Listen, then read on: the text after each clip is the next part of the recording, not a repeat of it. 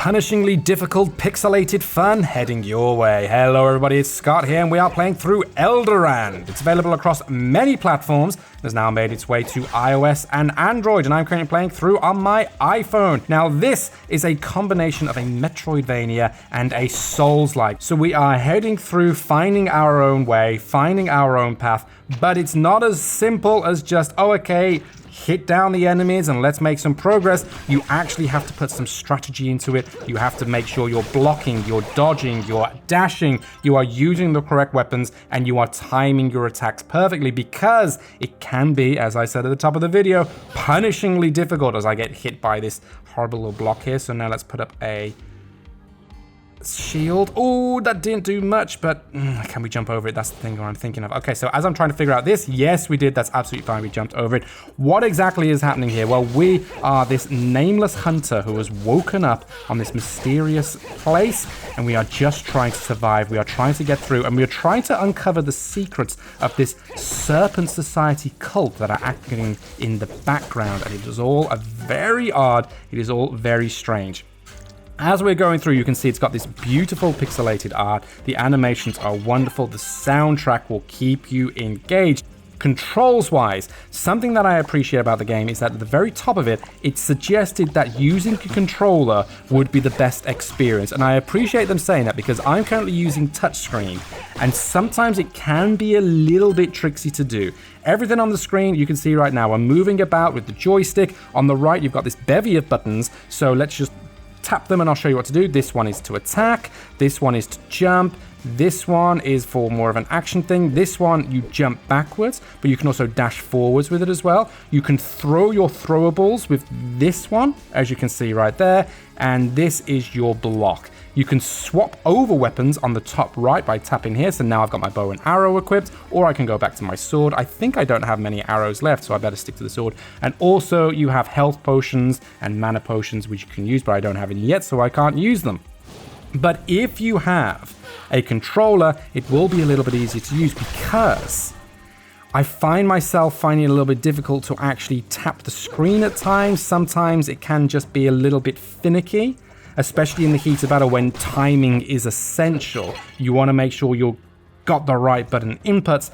And also because actually playing this with a controller wouldn't be the worst thing, because this game, it doesn't necessarily utilize the touchscreen. It doesn't utilize the fact that it is on a touchscreen. It plays like a traditional action platformer with RPG elements. It plays very traditionally like that. So actually having it with the controller, it would probably just elevate the experience. But as I say, we're going through right now, and I just want to avoid this noxious gas. So let him do that, and then smash, smash, smash, smash, smash. There we go, beautiful. So let's just keep on going through and see where we end up, because there is a lot to explore in this game. I've been playing, I've gone through the first level already. I've gone through and found different routes, because whenever I play a game, I always like to try and explore as much as I can. Explore as much as you can for all the treasure, all the loot, all of the secrets. But what you find is with these sort of Metroidvania games where there is so much to explore and you can find your own pathway throughout. Maybe there's multiple ways to get to the same area type of thing, or there's loads of different secret hidden areas.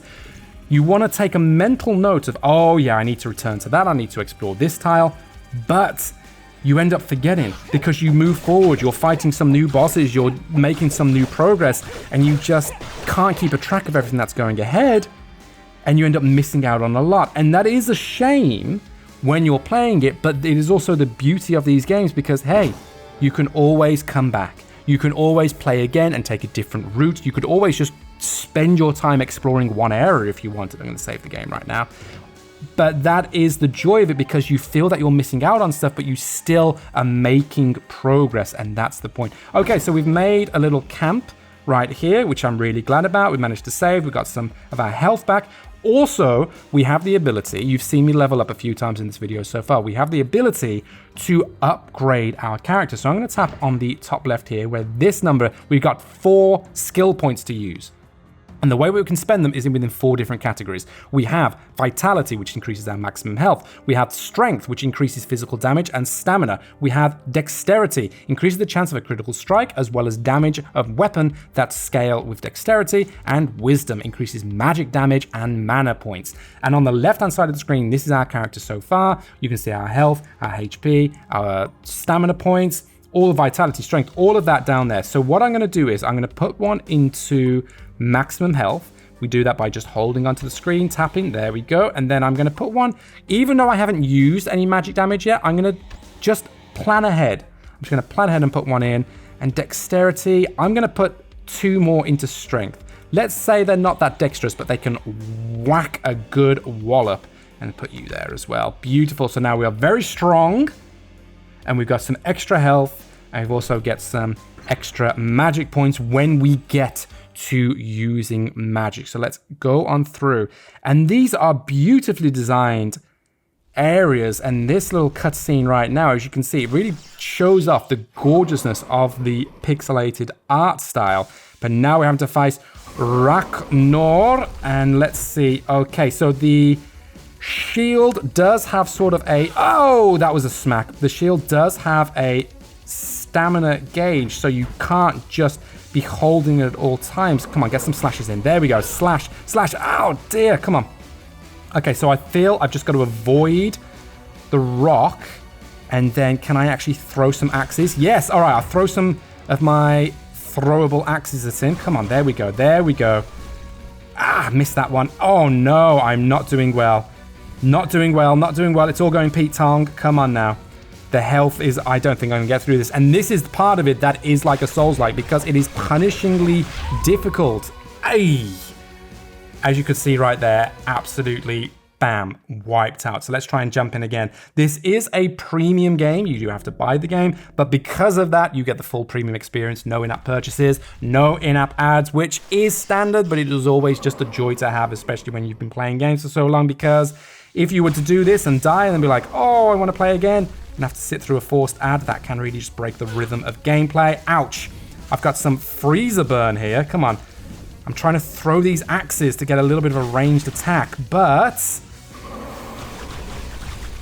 wasn't doing too well. Oh, these are going to drop from above. These are new, but I feel they're going to cause some damage. Yes, they did, and he also uses Hyper Beam on me.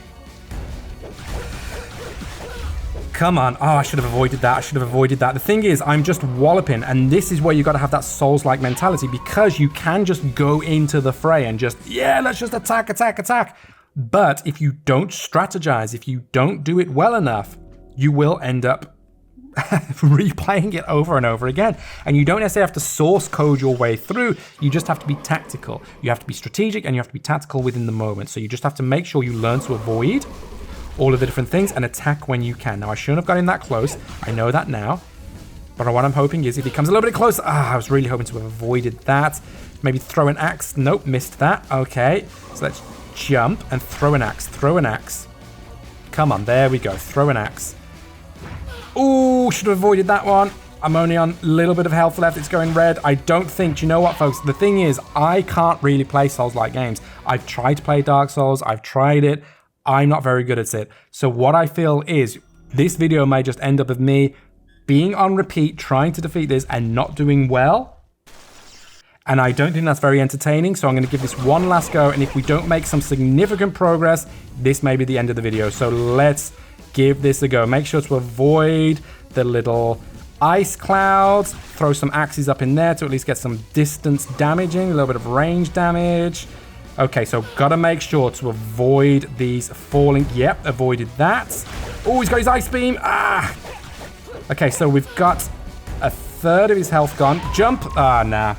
Absolutely can't do it, folks. Can't do it. So do you know what? I'm gonna end the video here and say, my friends, this has been Elderand. Let us know down below, what do you think? Are you a fan of this mashup of Metroidvania and Souls-like gameplay with this pixelated art style? Let us know in the comments below. But for now, my friends, luck and more to you all, and catch you next time.